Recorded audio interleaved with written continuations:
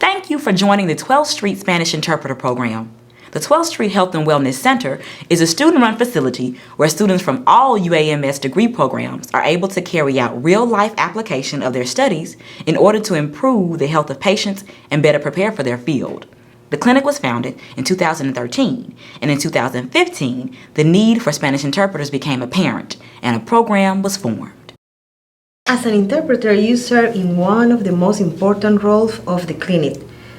Front desk staff can assist patients with paperwork, and medical dental students are able to help improve their health. But without you, the patient will not be able to properly navigate through the facility and risk receiving improper care due to a misunderstanding. It is not mandated that our volunteer interpreters are certified by a national organization, which is a great help because it expands the kinds of people who are able to serve as Spanish interpreters. The lack of restriction also presents an opportunity to those who want to sharpen their Spanish-speaking skills, such as university students. As a result, we welcome people with various levels of fluency. Interpreters are even welcome to use dictionaries during their patient encounters. However, it is imperative that you are able to speak and comprehend the language on a level that ensures that the patients and the medical or dental team understand one another. The following examples of fluency levels will help you assess if your skills can meet the clinic's needs.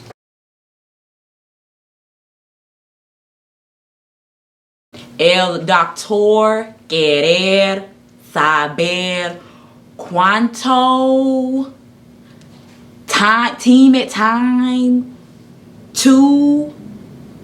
to take medicina. El doctor quiere saber cuánto tiempo toma el medicina. El doctor quiere saber por cuánto tiempo ha tomado usted la medicina. The first example was obviously off and would likely confuse the patient. If this is the level you're at, we'll need to work with you a bit more before allowing you to interpret independently. The second example was better, and although it included some errors, the patient is likely to understand what the person means and respond properly. If this is the level you're at, it is acceptable for the clinic, and we have access to resources to help you improve. For example, the UAMS Global Health Spanish Language Interest Group meets weekly and carries out Spanish lessons. You can connect with them by joining their Facebook page and keeping up with their activities. Further, the clinic has a small collection of books and handouts you're welcome to view to enhance your skills. The third example is ideal. Remember, most of the patients have been exposed to the English language and many know the basics or understand hints when given. So it is fine if you improperly conjugate a word, have to explain the concept of a word, or have to give a hand signal. Also, please don't be ashamed to use a dictionary.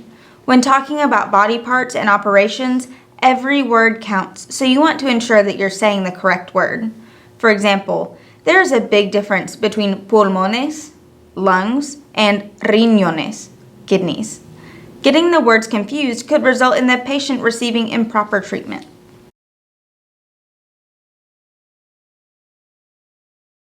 As previously mentioned, the 12th Street Clinic does not require that interpreters be certified or be 100% fluent in the language. That allows for a little wiggle room in how you work with a team. Our program does not have a standard way to interpret. Each volunteer does so in the way they find most comfortable. The following is the general way in which you should interpret with a patient for a medical visit.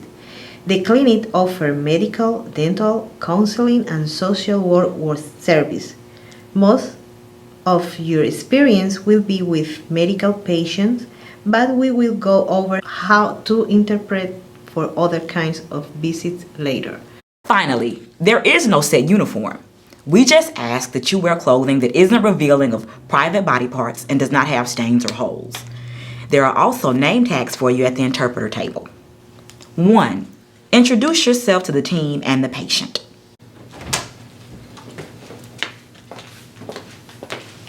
Hi, are you an interpreter? Yes. Okay, my name's Latasha. I'm a med student, and I'm going to work with a Mrs. Lopez today. Okay, hi, I'm Becky. Thank you. Thank you. Nice to meet you.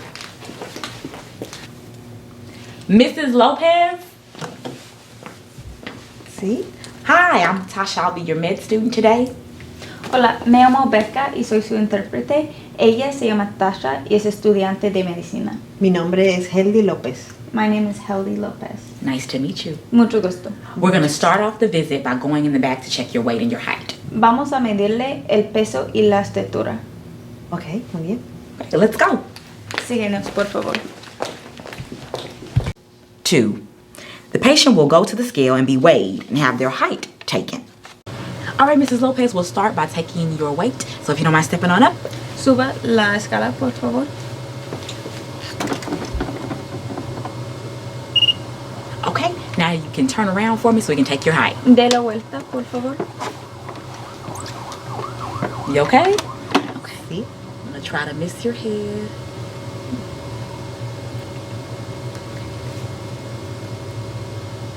Okay, you can step down. Bájela, por favor. Thank you. Now we'll go into room number 2. Vamos a la cuarta número 2. 3. Go to the visit room and explain to the team and patient how things will go. 4. Interpret the visit. So, Mrs. Lopez, what brings you in today? ¿Qué le trae a la clínica hoy? He tenido muchos dolores de cabeza. I have been having a lot of headaches. And for how long has that happened? ¿Y por cuánto tiempo ha sufrido de dolores de cabeza? Hace como 2 semanas. About 2 weeks. Okay. 5. At the end of the initial visit, the medical team will leave and speak with a real-life medical professional about the patient's issue. The time that they're gone will vary, but can take around 20 to 30 minutes because they have to wait until the medical professionals are available to hear their case. After the team has presented the case, they will return and discuss their conclusions with the patient. During this time, the patient is welcome to stay in the room if it is available or return to the waiting room. You will explain the waiting process to the patient and return to the interpreter table in the waiting area. While waiting, you are welcome to speak with other interpreters and clinic staff, interact with other patients, read the Spanish vocabulary books, or browse your phone. 6. When your team returns, you will re-enter the visit room and interpret as they tell the patient their findings. Every case is different, and some patients may receive a lot of instructions during their closing visit. In order to help them remember, we suggest you carry a pen and paper to write down the instructions for the patient in Spanish.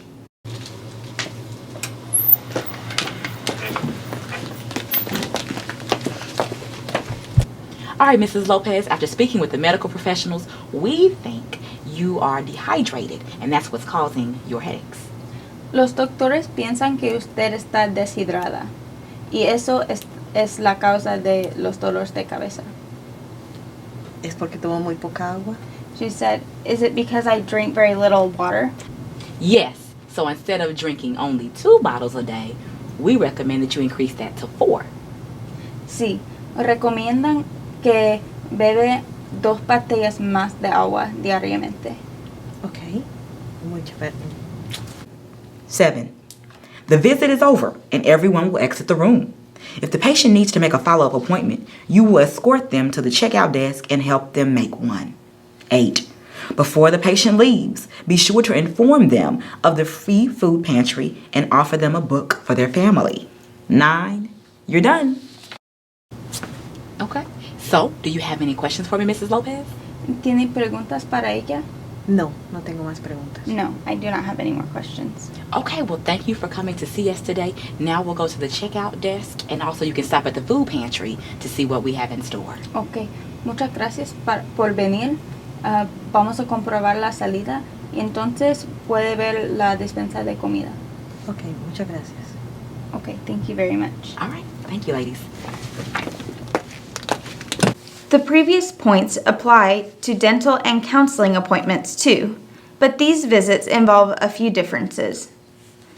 Dental. 1. Appointment may go by a bit slower since dental care takes more precise work. 2. Appointment will involve less talking because the patient's mouth is open most of the time. You will mostly tell the patient how to move their mouth, what the dental student will be doing next, and ask questions about their dental history. 3. There won't be a large gap of time where the dental student leaves as the medical students do. The patient will remain with the dental student until the procedure is finished. Psychology. Our mental health services are carried out by licensed professionals, not students. 2. They are typically set up in advance and patients come by appointment only. 3.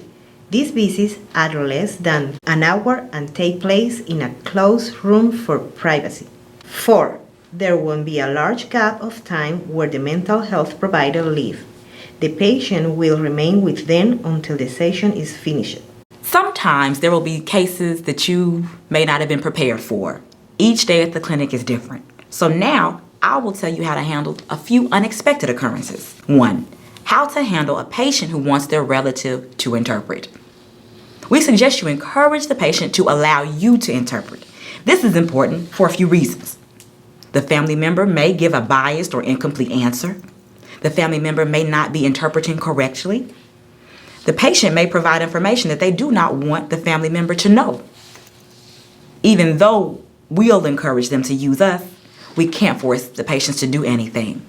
So if they continue to insist, allow them to work with the relative and move on to another patient.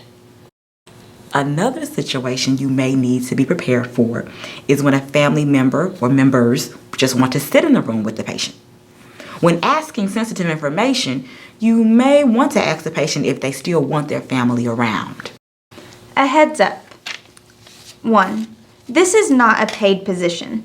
The clinic supplies a meal every night, but you will not be receiving financial compensation for your time. 2. Navigating between interpreter and advocate. As an interpreter, you'll become fond of some patients. In a sense, you may begin to feel like their advocate. This is especially true in times when the clinic states they are no longer able to accept more patients and someone is begging to be seen. There will be times when the clinic turns patients away. This sometimes happens when we don't have enough student or professional volunteers or are filled to capacity. I know it can be saddening, but the clinic does not do this out of rudeness.